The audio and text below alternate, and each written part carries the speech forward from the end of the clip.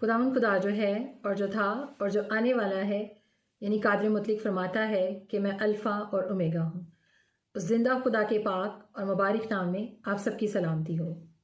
अदना खिदमत गुजार एवेंजलिस्ट सामिया से।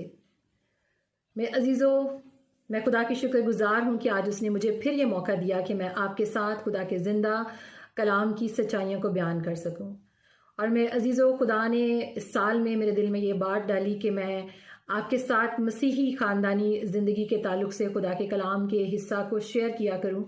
और मेरे अजीज़ों, खुदा ख़ानदानों से बेइंतहा मोहब्बत करता है और वो चाहता है कि ख़ानदान जो है वो इस ज़मीन पर मसीही ज़िंदगी को बसर करें। और खुदा मियाँ और बीवी और औलाद से ये चाहता है कि वो अपने आप को खुदावंद यीशु मसीह की आमद के लिए तैयार करें। और हमें इस ज़मीन पर अपने आप को जब तक हम जिंदा हैं, जब तक यीशु मसीह की आमद हो नहीं जाती, तब तक हमें अपने आप को खुदावंद में कायम रखना है, उसके साथ चलते रहना है और इस ज़मीन पर उसी में रहकर ज़िंदगी बसर करनी है।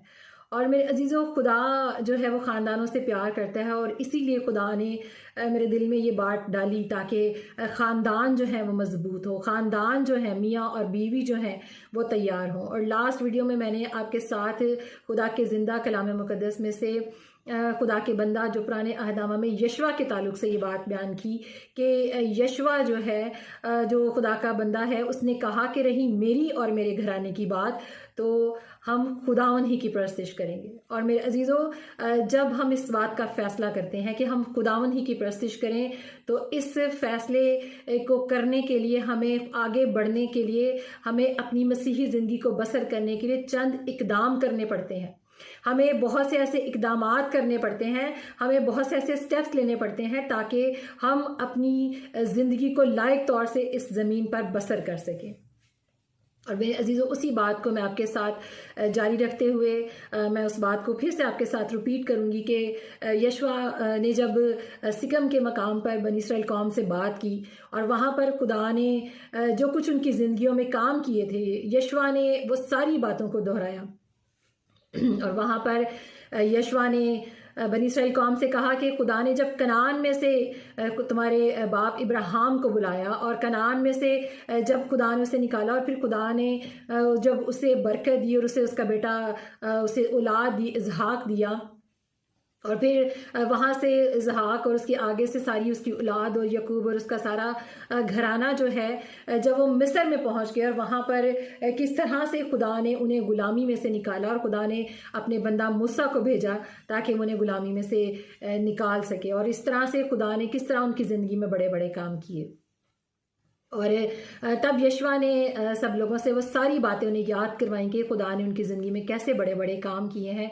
और फिर खुदा ने यशवा और उसके ख़ानदान ने ये फ़ैसला किया और उन्होंने कहा कि हम अपने ज़िंदा खुदा ही की परस्तिश करते रहेंगे। और मेरे अजीज़ों, ज़िंदा खुदा की परस्तिश करते हुए जब हम ख़ानदान का जिक्र करते हैं, मसीही घराने का जिक्र करते हैं, तो फिर हम एक घर का जिक्र उसमें हम देखते हैं कि खुदा के कलाम में घर का जिक्र है। और कलाम कहता है, खुदा का ज़िंदा कलाम बयान करता है कि घर जो है वो हिकमत से तामीर किया जाता है।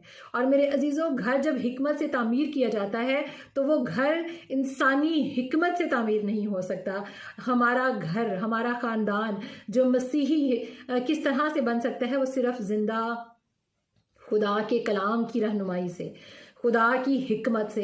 वो हिकमत जो आसमानी है, वो हिकमत जो खुदा की है, वो हिकमत जो वो हमें अपने ज़िंदा कलाम को जानने से, सुनने से, सीखने और समझने से बख्शता है। और मेरे अजीज़ों, हमें आज अपनी ज़िंदगियों में वो रहनुमाई सिर्फ़ और सिर्फ अपने ज़िंदा खुदा ही के कलाम मुक़द्दस से लेनी है। हमें इस ज़मीन पर मसीही ज़िंदगी बसर करते हुए अपने आप को कलाम के मुआफ़िक जो है वो तैयार करना है।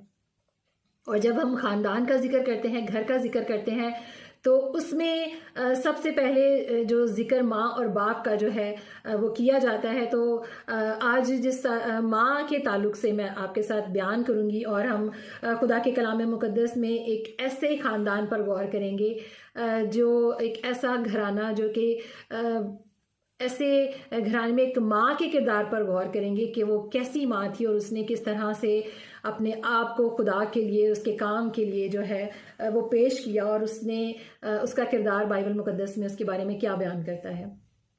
तो इससे पहले कि हम उस ताल्लुक से गौर करें, आए हम चंद लम्हों के लिए अपनी आंखों को बंद करेंगे और दुआ करेंगे कि खुदावंद आज का ये तेरा कलाम एक एक रूह, एक एक ज़िंदगी, एक एक जान, एक एक ख़ानदान घराने के लिए जो है वो बाइस बरकत ठहरे।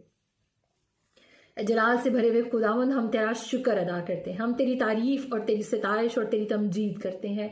ए खुदावंद, मेरा दिल तेरी शुक्रगुजारी से भरा है कि तूने आज मुझे फिर ये मौका दिया कि मैं तेरे कलाम की सच्चाइयों को खुदावंद तेरे लोगों तक पहुंचा सकूं। और खुदावंद, बेशक तेरा कलाम हमारी राह के लिए तरबियत है, तेरा कलाम इस ज़मीन पर रहते हुए हमारे लिए खुदावंद मशागले राह है, और हमें तौफीक दे कि हम इसी से रहबरी लें। खुदावंद, कोई इंसान हमें नहीं समझा सकता, कोई खुदावंद इस ज़मीन पर कोई ऐसी शख्सियत नहीं जो हमारी तरबियत कर सके, लेकिन सिर्फ और तेरा ज़िंदा कलाम ही है जो हमारी तरबियत करता है, जो हमारे दिलों को तब्दील करता है, जो हमें तैयार करता है कि हम इस ज़मीन पर रहकर मसीही ख़ानदानी ज़िंदगी को बसर कर सकें।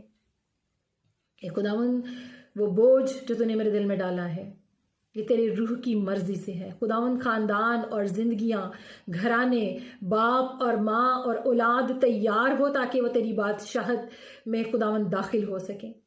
और आज का ये कलाम एक एक ज़िंदगी के लिए बाइस बरकत ठहरे। यीशु के नाम से मांग लेती हूँ, आमीन। मेरे अजीज़ों, खुदा के ज़िंदा कलाम मुकद्दस में आप मेरे साथ निकालें पुराने अहदनामा में सैमुअल की पहली किताब, उसका पहला बाब जो है, यहाँ पर हम खुदा की एक बंदी है जिसका नाम है हन्ना। और जब माँ का जिक्र किया जाए तो हन्ना का किरदार इस कदर मजबूत किरदार है कि हन्ना बाइबल मुकद्दस की वो इस्राएली औरत है जो एक मिसाली माँ है।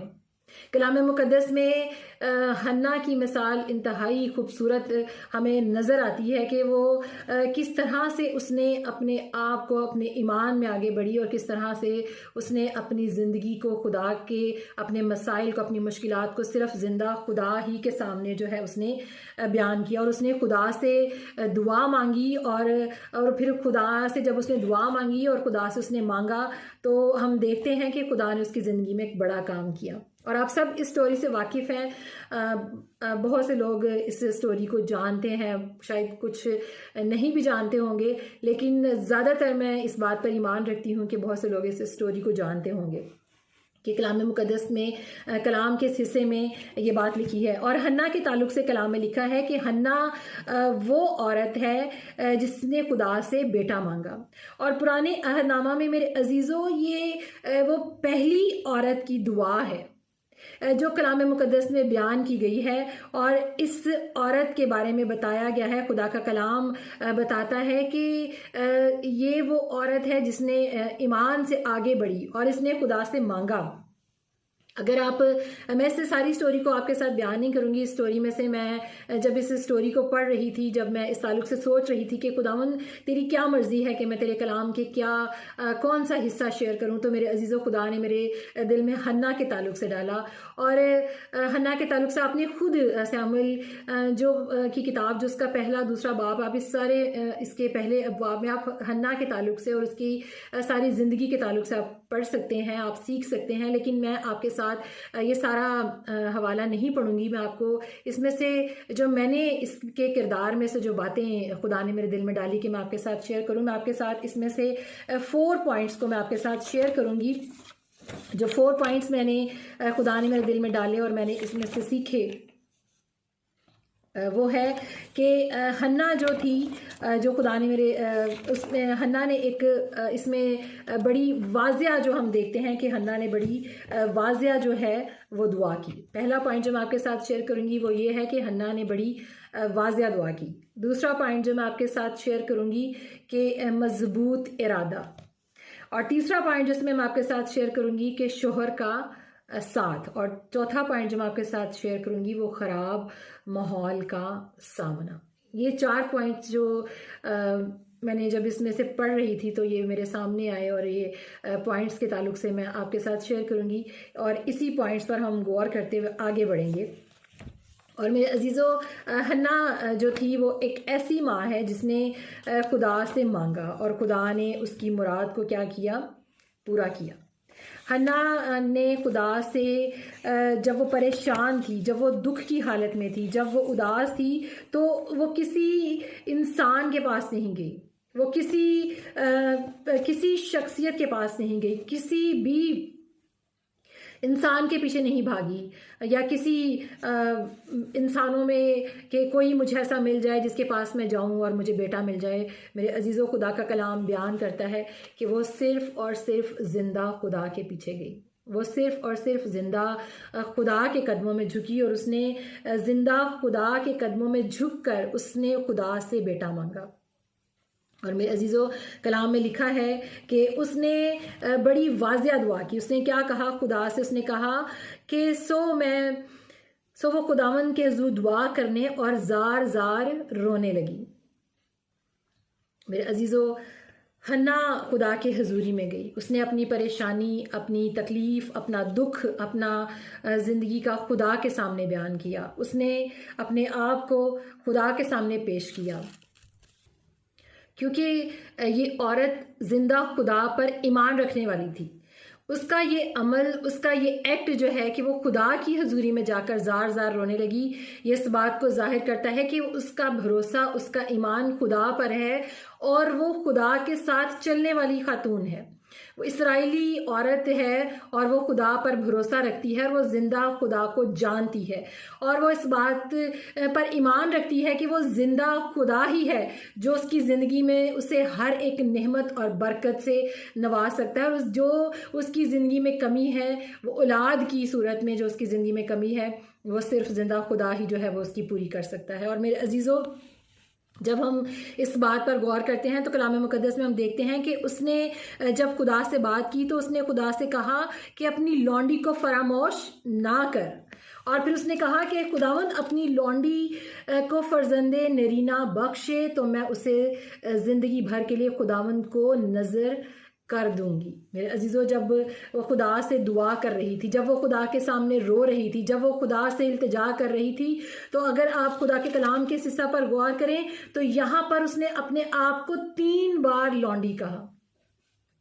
उसने अपने आप को लौंडी, जिसको जो कि बहुत कम दर्जे की औरत होती है, और उसने अपने आप को हकीर जाना, उसने अपने आप को कमतर कहा, उसने अपने आप को नीचा किया खुदा के सामने। और उसने कहा कि खुदावन, मेरी कोई औकात नहीं, मेरी कोई ज़ात नहीं, मेरी कोई हैसियत नहीं, बल्कि तू वाहिद वो ज़िंदा खुदा है, तू ही वो सब कुछ है जो मुहैया करने वाला है, तू ही वो ज़िंदा खुदा है जो मुझे औलाद जैसी नेमत को जो है वो बख्शने वाला है।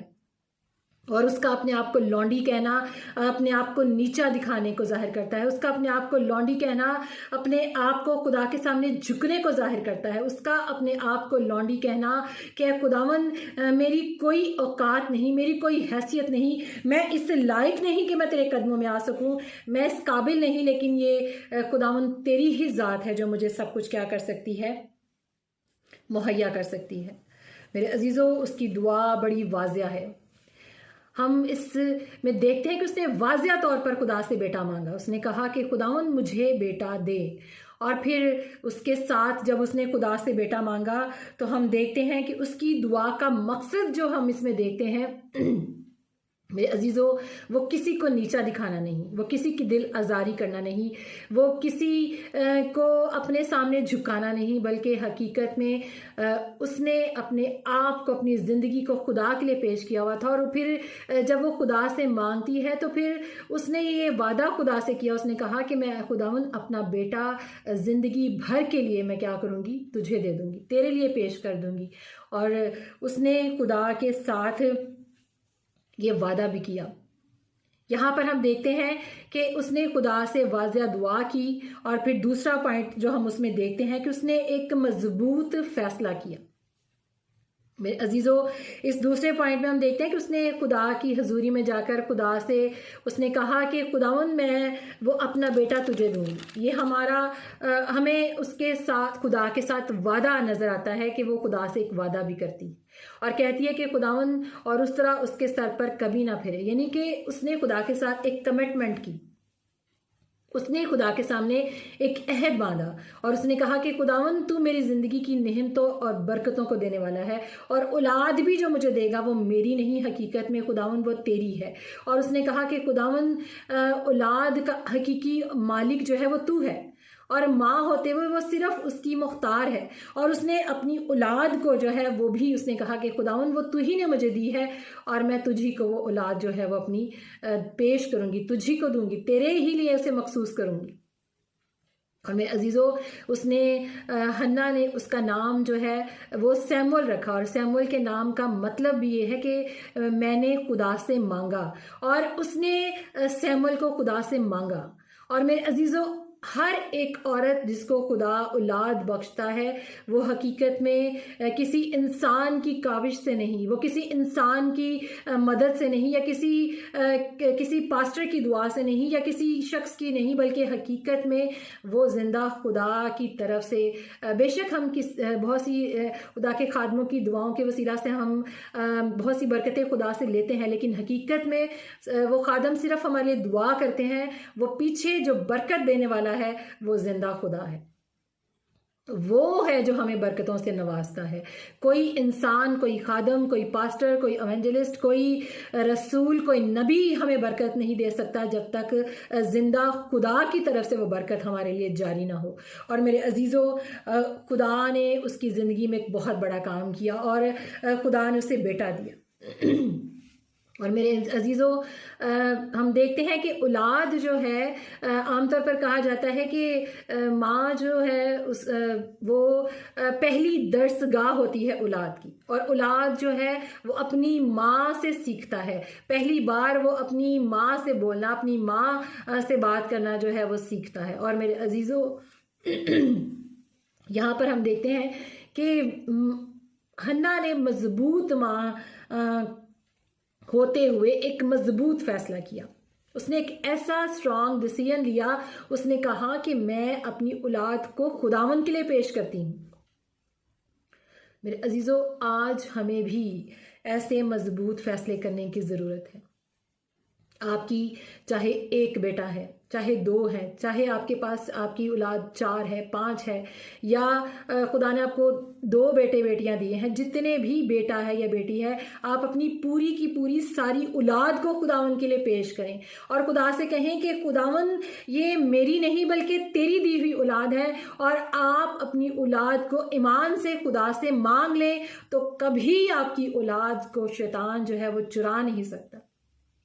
एक माँ होते हुए आप जब अपने बच्चे के लिए खुदा के सामने झुकेंगी, जब खुदा के सामने इल्तिजा करेंगी, खुदा के सामने गिड़गिड़ाएंगी अपनी औलाद के लिए और खुदा से कहेंगी कि मैंने इसे खुदा से मांग लिया, तो मेरे अजीज़ों, खुदा आपके ख़ानदान में, आपके घराने में, आपकी औलाद की ज़िंदगियों में क्या करेगा? काम करेगा, जिस तरह उसने सैमुअल की ज़िंदगी में किया, क्योंकि उसकी माँ ने अपने बेटे को खुदा के लिए पेश किया। आपको भी ज़रूरत है, आज ख़ानदानों में ऐसी माँओं की ज़रूरत है जो अपनी औलाद को जो है वो खुदा के लिए पेश करें। और उसने कहा कि मैं ज़िंदगी भर के लिए, यानी उसकी ये आरजू है, उसकी ये ख्वाहिश है कि वो सिर्फ चंद दिनों के लिए नहीं, चंद लम्हों के लिए नहीं, बल्कि पूरी ज़िंदगी वो जिंदा खुदा की फरमाबरदारी करता रहे। और उसने एक बड़ा मजबूत फैसला किया। उसने कहा कि मैं उसे खुदा के मुताबिक, यानी कि खुदा की मर्जी के मुआफिक उसकी परवरिश करूँगी। उसने वादा किया कि खुदावंद मैं उसे तेरी हजूरी में रखूँगी और मैं तेरी हजूरी के मुआफिक उसकी क्या करूँगी? उसकी तरबियत करूँगी। और उसकी तरबियत करने के लिए उसे खुदा की हजूरी में रखना जो था वो बहुत ज़रूरी था, और इसीलिए वो उसे सैला में, जो कि इबादत की मरकज़ गाह थी, वहाँ पर वो सैमुअल को छोड़ आती। और मेरे अजीज़ों, इसराइली ख़ानदान जो थे वो हर साल जो थे वो सैला में जाया करते थे, वहाँ पर कुर्बानियाँ चढ़ाया करते थे। और उसी दौरान यहाँ पर जो थी वो हन्ना आई और वहाँ पर उसने खुदा से दुआ की और खुदा ने फिर उसको ये बेटा दिया। और मेरे अजीज़ों, अजीज़ों, यहाँ पर हम देखते हैं कि एक माँ होते हुए आपकी ज़िम्मेदारी है कि आप उस खिदमत को, उस काम को पूरा करें। खुदा ने आपको ज़िम्मेदारी दी है, खुदा ने आपको काम बख्शा है। अक्सर ख़वातीन सोचती हैं कि मेरे पास तो कोई खिदमत नहीं है, मैं क्या खिदमत करूं, खुदा ने तेरा क्या काम करूं। मेरे अजीज़ों, खुदा ने एक बहुत बड़ी खिदमत आपको पहुंचाई है, आपको दी है। आपको खुदा ने औरत बनाया है, खुदा ने आपको माँ का दर्जा दिया है, खुदा ने आपको माँ बनाया है। तो आपके पास एक बहुत बड़ी खिदमत है कि आप अपनी औलाद को खुदा की राहों पर चलने के लिए तैयार करें। क्योंकि मैंने लास्ट वीडियो में आपसे शेयर किया कि मैंने अपनी लाइफ के एक्सपीरियंस से ये बात सीखी कि दुआ ही है और तरबियत, दुआ और तरबियत जो है एक मसीही ख़ानदानी ज़िंदगी के लिए जो है वो बहुत ज़रूरी है। मतवातर और लगातार दुआ जो है, दुआएं जो खुदा की हुज़ूरी में आप पेश करते हैं, जो दुआ या ज़िंदगी आप बसर करते हैं और उसके बाद फिर आप अपनी औलाद की तरबियत खुदा के कलाम के मुताबिक करते हैं, तो फिर आपकी औलाद खुदा के काम को करने के लिए तैयार होती है। मेरे अजीज़ों, खुदा ने जिस शख्स को इस्तेमाल करना है, जिससे उसने काम लेना है, वो हर सूरत मुझसे लेकर रहेगा। लेकिन एक माँ होते हुए, एक बाप होते हुए, एक भाई होते हुए, एक बहन होते हुए, एक इंसान होते हुए इस दुनिया में आपकी ज़िंदगी में खुदा का मकसद है, आपकी औलाद की ज़िंदगी में खुदा का मकसद है। और खुदा वो किसी तरह से भी उस काम को करेगा, लेकिन आपने अपने किरदार में क्या अदा किया, आपने क्या काम किया, आपने खुदा के लिए क्या किया कि ताकि आपकी औलाद, आपका ख़ानदान, आपका घराना तैयार हो और वो कल को कहें कि हाँ, मेरी ज़िंदगी में मेरी माँ ऐसी थी, ताकि कोई कहे कि हाँ, मेरी ज़िंदगी में मेरा बाप ऐसा था, ताकि कोई कहे कि हाँ, मैंने इस तरह से खुदा के कलाम को सुना और सीखा और समझा। खुदा अपना काम करेगा, खुदा ने जिस ज़िंदगी से काम लेना है वो लेकर रहेगा, लेकिन उस ज़िंदगी के काम में आपका क्या किरदार रहा, हमें इस बात को सोचने की ज़रूरत है। और आपको और मुझे अपने आप को इस बात के लिए हमेशा तैयार रखना है कि हम अपनी ज़िंदगियों को खुदा के लिए पेश करें, क्योंकि हम इस बात के रिस्पॉन्सिबल हैं। और वालिदैन होते हुए, माँ होते हुए, क्योंकि आप औलाद की पहली दरसगाह है। माँ जो है, जहाँ पर बच्चा पहली बार अपनी माँ के गोद में जब होता है, जब वो माँ जो है अपनी औलाद को जब फीड कराती है, माँ है जो अपनी औलाद को जब खाना खिलाती है, माँ है जो अपनी औलाद को जब चेंज कराती है उसके कपड़े, तो वो अपना बहुत सा वक्त अपनी माँ के साथ गुजारता है। और माँ ही है जो उसे खुदा के बारे में उस पर सिखाना उसे लाजिम है। और मेरे अजीज़ों, ये वालिदैन दोनों की जो है वो दोनों के लिए ज़रूरी है कि वो अपनी औलाद को खुदा के ताल्लुक़ से सिखाएं, क्योंकि लेकिन बाप चूँकि बहुत सा वक्त मेहनत करने के लिए बाहर स्पेंड करता है, और माँ जो है वो घर में बहुत सा वक्त, जब बच्चा पैदा होता है, छोटा होता है, तो उसका बहुत सा टाइम अपनी माँ के साथ गुजरता है। तो कलाम में लिखा है, इस्तिस्ना उसका छठा बाब उसकी 7वीं आयत को अगर हम पढ़ें तो वहाँ पे खुदा के कलाम में क्या लिखा है कि तू अपनी औलाद के जहन नशीन करना और घर बैठे और राह चलते और लेटते और उठते वक्त इनका जिक्र किया करना। एक माँ को अपनी औलाद को उठते, बैठते, सोते, जागते, कपड़े बदलते, खाना खिलाते, जिंदा खुदा की बातें उससे करनी है, उसे बताना है कि जिंदा खुदा कौन है। और मेरे अजीज़ों, अक्सर हम ये बात सुनते हैं कि जी मेरी माँ ने जो है वो मुझे ख़ानदान की पहचान करवाई है, मेरी माँ ने मुझे ख़ानदान के बारे में बताया है, मेरी माँ ने मुझे ये बताया कि ये मेरे रिश्ते हैं। मेरे अजीज़ों, हम इंसानी रिश्तों को किस कदर अहम समझते हैं कि हम बच्चों को उससे मुतारिफ़ करवाएं। तो वो रिश्ता जो आसमानी खुदा से है, वो रिश्ता जिसने सारे रिश्ते हमें दिए हैं, वो किस कदर अहम है, हमें किस कदर ज़रूरी है कि हम उस रिश्ते को अपने बच्चों से मुतारिफ़ करवाएं। और वो रिश्ता आसमानी खुदा का है, आसमानी बाप का है कि हम अपनी औलाद को खुदा से मुतारिफ़ करवाएं, हम अपनी औलाद को बताएं। और आज माओं के पास ये चैलेंज है। आज वो जो माएँ हैं, अगर आज तक उन्होंने ऐसी ज़िंदगी बसर नहीं की, तो वो खुदा के पास आ जाएं और तैयार हो जाएं अपनी औलाद को खुदा के कदमों में लाने के लिए, अपनी औलाद के लिए दुआ करने के लिए, और फिर अपनी औलाद की तरबियत उस तरह से करने के लिए। और तरबियत करने के लिए उन्हें कुछ स्टेप्स लेने हैं। और वो स्टेप्स क्या लेने हैं? उन्हें उनके सामने वैसी ज़िंदगी बसर करनी है जैसी खुदा के कलाम में लिखा है। उन्हें हर रोज़ कलाम को पढ़ना है, उन्हें हर रोज़ दुआ करनी है, उन्हें हर रोज़ ऐसी ज़िंदगी बसर करनी है ताकि उनके बच्चे अपनी माँ का मिसाली नमूना लेकर आगे बढ़ सकें। और फिर वो अपनी माँ को जब दुआ करते हुए देखेंगे, जब वो अपनी माँ को कलाम पढ़ते हुए देखेंगे, जब वो अपनी माँ को खुदा की बातें करते हुए, खुदा का खौफ रखते हुए देखेंगे, तो वो भी अपनी माँ से उसी तरह सीखते हुए खुदावन में बढ़ेंगे। और मेरे अजीज़ों, हमें ज़रूरत है, और आज खुदा के कलाम मेरी और आपकी तरबियत कर रहा है कि हम अपने आप को हमेशा उसके कलाम की रहनुमाई में चलाते रहें।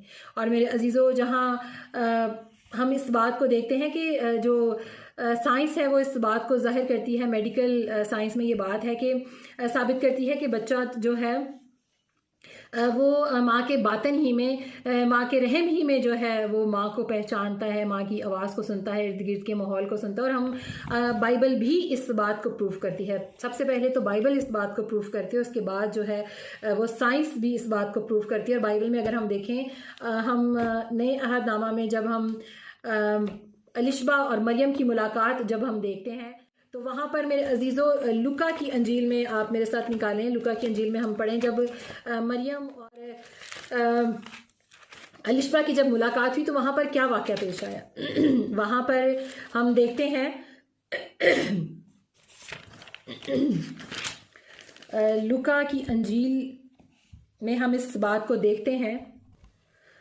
लुका की मार्फत लिखा गया अंजीली बयान, उसका पहला बाब और उसकी 41वीं आयत को अगर हम पढ़े तो यहाँ पर लिखा है, और जो ही अलिशबा ने मरियम का सलाम सुना तो ऐसा हुआ कि बच्चा उसके रहम में उछल पड़ा, और अलिशबा रूहुल कुद्स से भर गिर बुलंद आवाज़ से पुकार कर कहने लगी कि तू औरतों में मुबारक और तेरे रहम का फल मुबारक है। और फिर अगर हम आगे उसकी आयत को पढ़ें तो वहाँ पर लिखा है, क्योंकि देख जो ही तेरे सलाम की आवाज़ मेरे कान में पहुँची, बच्चा हमारे खुशी के मेरे रहम में उछल पड़ा। मेरे अजीज़ों, खुदा का कलाम हमें ये बताता है कि औलाद जो है वो माँ के बातन में ही जो है वो सुनना शुरू कर देती है, और वहीं पर वो हर तरह से, जब एक माँ जब दुआ करेगी, एक माँ जब कलाम पढ़ेगी, एक माँ जब खुदा के सामने बातें करेगी, खुदा से खुदा के कलाम को बयान करेगी, तो उसके बातन ही में, उसकी पैदाइश से पहले ही जब औलाद जो है वो खुदा की आवाज़ को सुनेगी, तो खुदा के कलाम को सुनेगी, तो वो खुदा की तरफ उसका रुझान जो है वो बढ़ता चला जाएगा। और मेरे अजीज़ों, वालिदैन को ये हुक्म है, वालिदैन को ये तलकीन की गई है कि वो खुदा की राहों पर चलने के लिए अपनी औलाद को तैयार करें।